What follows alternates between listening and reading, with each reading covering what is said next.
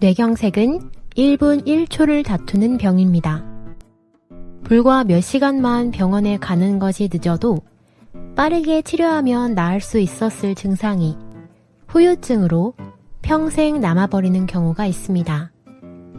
이번 영상에서는 여러분이 미래에 이런 일로 후회하지 않으시도록 도움이 될 만한 지식을 소개합니다.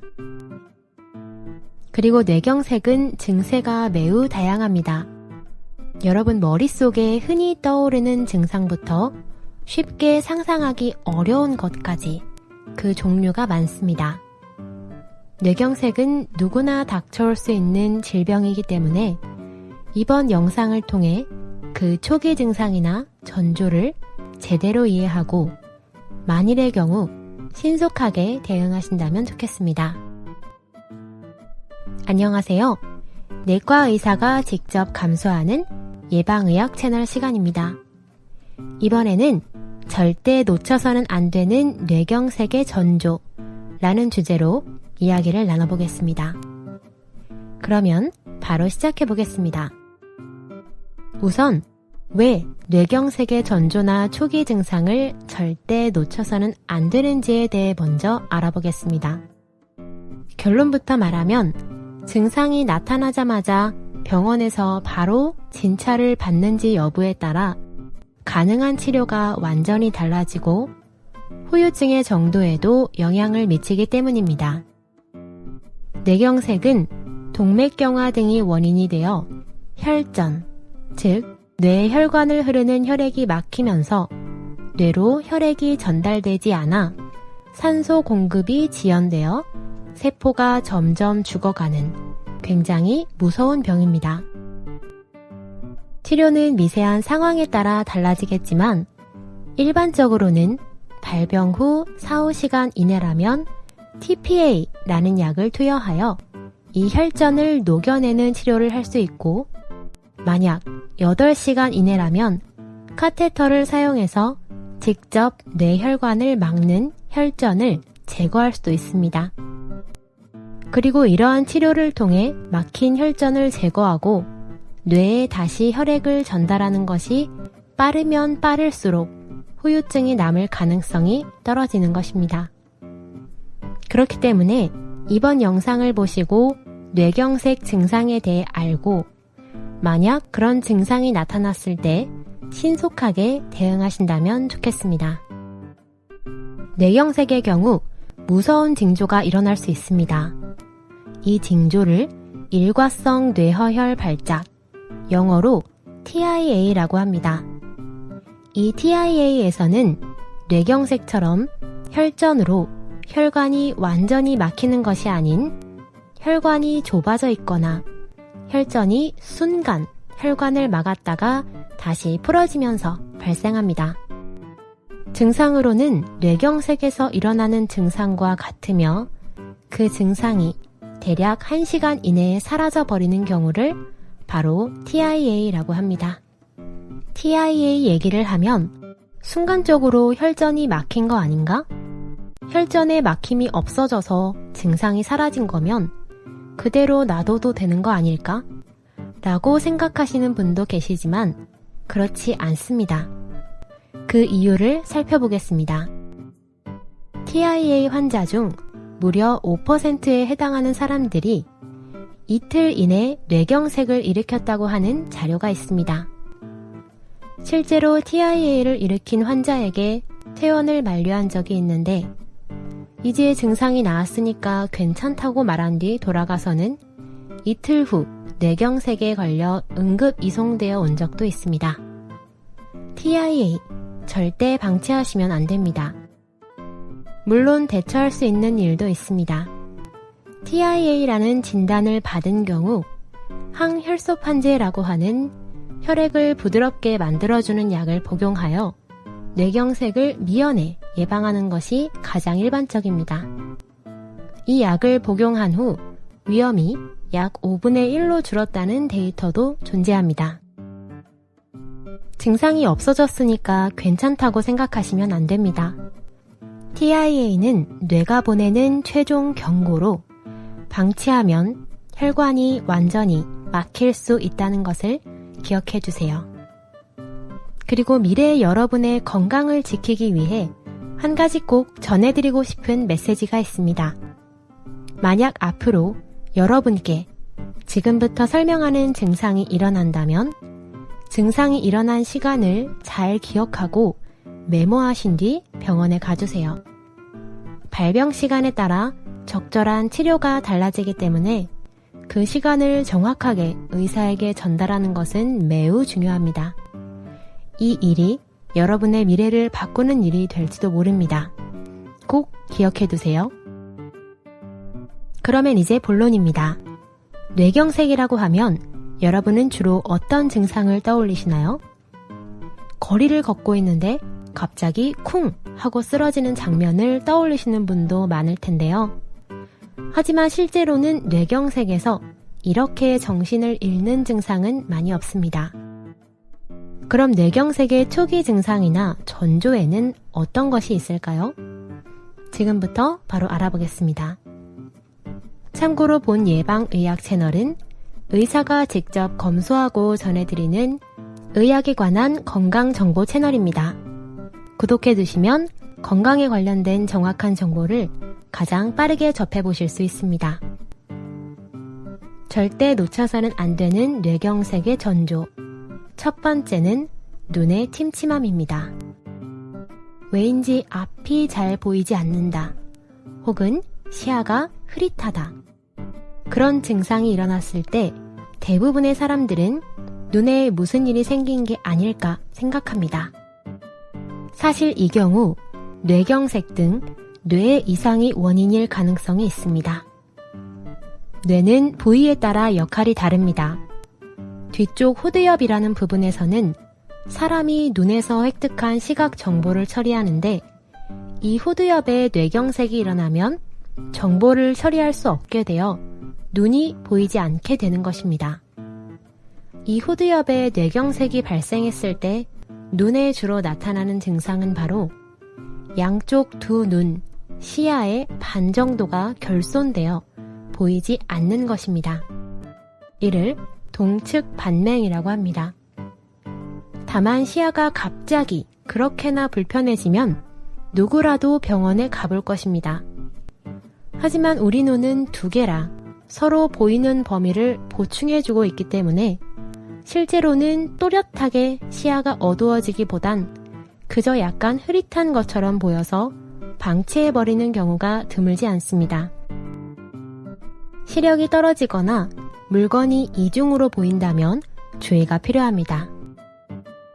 절대 놓쳐서는 안 되는 뇌경색의 전조. 두 번째는 힘이 들어가지 않는 증상입니다. 이 증상은 뇌경색 증상 중 가장 유명한 증상이기도 합니다. 인간은 근육을 움직이려고 할 때 뇌 운동 영역이라는 장소에서 지령을 보냅니다.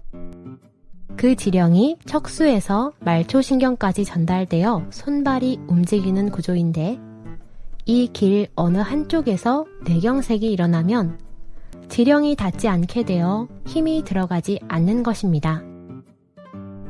여기서 가장 중요한 것은 뇌경색이 발생하면 기본적으로 한쪽에만 증상이 나온다는 점입니다. 오른쪽 뇌는 왼쪽 몸을 제어하고 있고 왼쪽 뇌는 오른쪽 몸을 제어하고 있기 때문에 오른쪽 뇌경색이라면 왼쪽 반신의 증상이, 왼쪽 뇌경색이라면 오른쪽 반신의 증상이 나타납니다. 그래서 만약 한쪽만 힘이 잘 들어가지 않는다면 뇌경색의 가능성을 의심해 볼 수 있습니다. 예를 들면 드라마 등에서 갑자기 식사를 하고 있는데 오른쪽 반신이 전혀 움직이지 않게 됐다 라는 장면이 종종 나옵니다. 이는 뇌 혈관 중에서도 큰 혈관이 막힌 경우입니다. 작은 혈관이 막히면 손이나 발가락만 움직이지 않거나 움직이기 힘들어지는 증상이 나타날 수 있기 때문에 손가락 하나니까 놔둬도 괜찮겠지 라고 생각하지 마시고 반드시 병원에서 진찰을 받아보시기 바랍니다. 참고로 제가 제 질병에 대한 체험담을 전해드릴 수는 없기 때문에 뇌경색에 대한 경험을 갖고 계신 분이 계시다면 관련된 이야기를 댓글로 전해주시면 감사하겠습니다. 분명 많은 분들에게 큰 도움이 될 것입니다. 절대 놓쳐서는 안 되는 뇌경색의 전조. 세 번째는 바로 말하기 어려워지는 증상입니다. 말을 할 때 인간은 혀나 입 주위에 힘줄을 사용합니다. 힘이 들어가지 않는 증상에서 설명한 것과 마찬가지로 혀와 입 주위의 근육을 움직이기 위한 명령을 보내는 길목에서 뇌경색이 일어나 버리면 근육을 잘 움직일 수 없게 되면서 더듬는 듯한 느낌이 들거나 혀가 매끄럽게 돌지 않게 되는 것입니다. 혀가 제대로 움직이지 않는 것은 누가 봐도 확실한 증상이지만 증상이 가벼우면 병원에 쉽게 방문하기는 어렵습니다. 그럴 때를 위해 셀프로 체크해 볼 수 있는 방법이 있습니다. 여기서 하나만 소개해 드리겠습니다. 만약 혀가 잘 움직이는 것인지 의심스러울 때는 파, 타, 카, 파, 타, 카 하고 연속해서 말해보세요. 원래는 말할 수 있었는데 이 파타카를 잘 발음하실 수 없다면 발음에 장애가 일어나고 있을 가능성이 높습니다. 그러니 꼭 이 셀프 체크 방법을 기억해 두시기 바랍니다. 다만 정확한 진단을 위해서는 의사에게 보이는 것이 가장 좋기 때문에 조금이라도 이상하다고 생각되신다면 즉시 병원에 가는 것이 좋습니다. 절대 놓쳐서는 안 되는 뇌경색의 전조. 네 번째는 감각의 이상입니다. 예를 들면 이런 경우입니다. A씨가 어느 날 아침에 일어나 세수를 했습니다. 그런데 오른손이 전혀 차갑지 않았습니다. 하지만 움직이는 데엔 문제가 없어서 그냥 내버려 두었습니다. 그 후 아침밥을 먹으면서 커피잔을 오른손으로 들어보았는데 이번에도 전혀 뜨겁지 않았습니다. 그래도 개의치 않고 일하러 간 A씨. 직장에서 돌아와 목욕을 했더니 왠지 오른쪽 반신에 뜨거움이 전혀 느껴지지 않았습니다. 아무리 봐도 이상하다고 생각해 병원에 가서 진찰을 받았더니 왼쪽 뇌경색 진단을 받았습니다. 이는 조금 극단적인 예이지만 뇌경색 증상으로 인해 이렇듯 움직임에는 전혀 문제는 없는데 감각만 이상해지는 경우가 드물지 않습니다. 그리고 감각의 이상이라고 한마디로 정의를 드렸지만 A씨의 경우처럼 차가움이나 뜨거움을 느끼지 못하는 경우부터 저림과 같은 증상이 나타나거나 또 통증을 느끼지 않게 되거나 반대로 아무 일도 없는데 강한 통증을 느끼는 등 그 범위가 실로 다양합니다. 잘 움직이니까 뇌경색은 아니겠지 라고 안심해서는 금물입니다. 다시 한번 말씀드리지만 뇌경색에서는 조기 진찰이 가장 중요합니다. 절대 놓쳐서는 안 되는 뇌경색의 전조. 다섯 번째는 현기증입니다.